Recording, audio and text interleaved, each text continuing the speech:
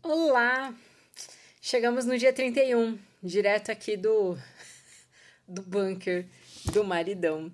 E hoje, no dia 31, o Yogananda ele conta um pouquinho sobre a vida de Lahiri Mahasaya. O Lahiri, só pra gente recapitular aqui, ele foi o guru dos pais do Yogananda. E não tão coincidentemente assim, ele também foi o guru do Siri Yukteswar, que é o guru do Yogananda. E o Yogananda foi visitar a viúva do Lahiri Mahasaya. O Lahiri ele teve uma vida é, comum, né? Embora ele fosse o que na Índia eles chamam de um homem santo, um homem autorrealizado, praticamente uma encarnação divina, ele tinha ali as suas obrigações como chefe de família. E muitos não viam isso com bons olhos, né? Porque geralmente os yogis são renunciantes, que não casam, que têm votos de pobreza. Então, por que que eles iam atrás de um homem que tinha família, tinha esposa, tinha filhos, tinha emprego, né? Enfim. E o Yogananda foi visitar a viúva do Lahiri Mahasaya em Benares, hoje a nossa querida Varanasi. E quando eu estive em Varanasi, eu pude ir até a porta da casa do Lahiri. Parece que a casa dele só é aberta à visitação uma única vez por ano, salvo engano, no Guru Purnima, que é a grande noite do Guru. E então nos outros dias não tem como a gente entrar, é só ali a portinha mesmo. Mas eu tive a oportunidade de ir no ashram dele, que fica bem perto da casa. E para mim foi muito emocionante ver o local onde boa parte da história, né, desenrolou, onde muitas coisas foram contadas. Inclusive do capítulo de hoje, quando Yogananda vai visitar a viúva e ela conta como descobriu que o marido dela, né, tinha aí todo esse grande espírito, por assim dizer. E ela disse que uma noite ela sonhou que tinha um monte de anjos dentro do quarto dela, cantando e levitando, e aí, quando ela viu, o Lahiri estava flutuando no meio do quarto, com esses anjos em volta. E ela não sabia mais se ela estava dormindo ou acordada. E aí ele falou: "Ô, você tá acordada, meu?" E aí ela viu a grandeza espiritual que o marido tinha e ela foi iniciada assim na Kriya Yoga e se tornou uma discípula do próprio marido. Nesse capítulo ele também conta alguns milagres atribuídos ao Lahiri, como uma mãe e filha que eram devotas e pegaram um retrato dele. E ele falou: esse retrato pode ser um objeto de proteção, mas também pode ser um mero retrato. E durante uma tempestade elétrica, caindo um monte de raio, eu morro de medo de raio. Elas pediram, né? Ah, Lahiri, protege a gente. E caiu um raio, elas estavam estudando Bhagavad Gita, e caiu um raio em cima do livro e elas foram poupadas. E tem diversas histórias contando aí de bênçãos concedidas aos discípulos, tanto discípula, né, que queria engravidar e todos os filhos que nasciam morriam né, o Lahiri deu ali uma orientação, ela seguiu a orientação e a criança sobreviveu. Então são várias histórias. E ele conta também a história de um outro grande homem, que foi o Trailanga, que também muitas vezes ia meditar com o Lahiri. E esse Trailanga, ele não usava nada. Nada. Ele vivia peladão. E diziam que ele já tinha mais de 300 anos e ele era um cara enorme, gordo e não usava nada. E a polícia toda hora prendia ele, porque o cara estava andando pelado pela cidade. E toda vez que colocavam ele dentro de uma cela, ele aparecia já fora da cela e ninguém sabia como. a cela trancada e deixavam guardas ali, né, na porta e o cara sumia de um lugar e aparecia em outro. E esse cara, né, olha o modo de falar, esse Trailanga, ele fazia vários jejuns e ele sempre quebrava o jejum comendo coalhada, né, grandes quantidades de coalhada. E aí um ser decidiu trocar a coalhada por cal. E ele tomou todo aquele cal até a última gota. E quando ele terminou de tomar cal, o, a pessoa que ofereceu estava passando mal, se contorcendo no chão e pedindo perdão, desculpa, eu não devia ter feito isso e não sei o que. E aí esse Trelanga falou: se eu não tivesse a consciência que Deus também está no meu estômago, eu poderia estar assim como você. Mas você esquece que as nossas vidas estão conectadas, entrelaçadas.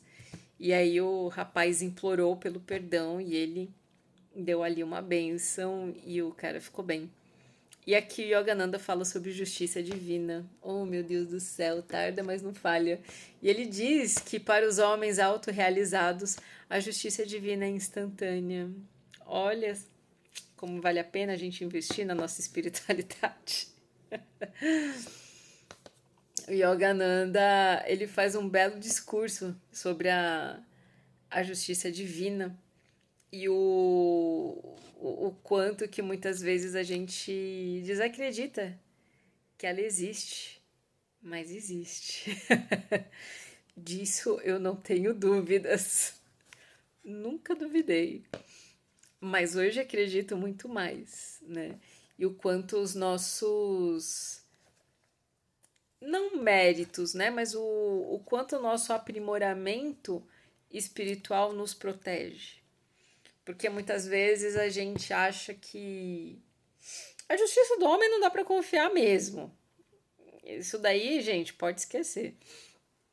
Eu sou advogada, trabalhei por muitos anos em escritório, ainda faço algumas coisas de advocacia e isso aqui eu falo sem receio nenhum. A justiça de homem, dos homens não existe, não funciona, né? Pessoas aí que estão no poder e que não têm o mínimo caráter para ter um poder desse em mãos, enfim. Então, a justiça do homem você esquece, mas a justiça divina, essa sim funciona. E muitas vezes a gente se acha, né, merecedores da justiça divina, mas a gente esquece também de olhar para o nosso rabinho. Então a gente tem que se observar muito, trabalhar muito autoconhecimento, autorrealização e ter uma ideia muito real sobre quem a gente é e sobre os nossos atos, né? Muitas vezes, quem nunca ouviu, né, ninguém falando, se tivesse justiça nesse mundo, sei lá, você ia cair duro, ou você ia ter não sei o que lá.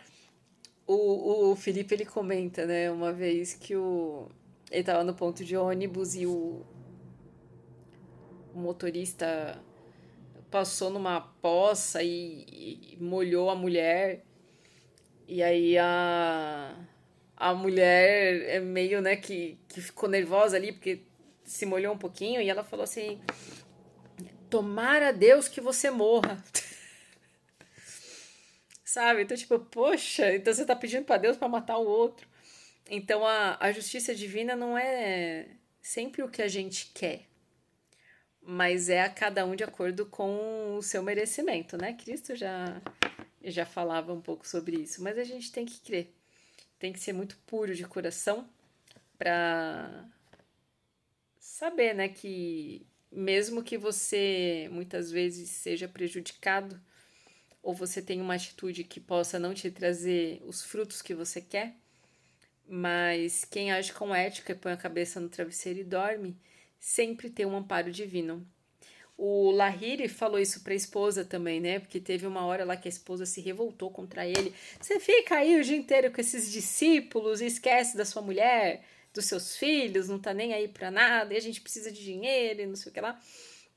E ele dá um chacoalho na mulher e fala: não se esqueça, mulher, que Primeiro buscai as coisas de Deus e as demais ser-lhe-ão acrescentadas, né? Não sabe você que quem cuida do espírito tem um amparo aí espiritual e que nada vai te faltar? E de fato, um discípulo fez ali deu uma grande soma de dinheiro para eles, né? E eles acabaram não tendo ali problemas quanto a sustento, né? Isso de dar uma grande soma é muito comum na Índia, não é o dízimo, tá? Primeiro vamos deixar bem claro, não é o dízimo. E segundo, não é que eles pedem os mestres, né? Alguns discípulos, eles doam para que a obra seja mantida. E assim foi, e depois que o Lahiri faleceu, os discípulos também ficaram ali encarregados de cuidar da viúva, né? E tinha os filhos também, enfim. Mas já me perdi aqui. Mas é isso, gente, sempre buscar as coisas do divino. E isso significa que você vai largar o seu emprego? Não. Mas buscar as coisas do divino é não se esquecer de Deus. Mas também agir como se ele tivesse, como se você fosse uma partícula dele, porque você é, né? Então, aquela coisa. Agir com ética, agir com respeito, aquela grande máxima, não faça aos outros o que não quer que seja feito para você. Enfim, buscar o divino também está nas ações mundanas. Você não precisa ir largar tudo e ir para o meio de uma caverna, embora muitas vezes essa ideia me apetece, de raspar a cabeça, ir para os Himalaias, achar uma caverninha ali em Badrinath, ou ir até... Nossa, esqueci o nome da cidade, que já são quase 11 horas da noite também. Mas uma cidade que fica bem no norte da Índia, que tem um templo lindo ali, dedicado a Shiva. Ir pra lá, sabe, achar uma caverninha, senta ali, enfim. Esquecer da vida também. Quem sabe alguma vida eu já não fiz isso, hein? Então é isso, queridos. Boa noite pra vocês. E até amanhã no dia 32. Se Shiva quiser.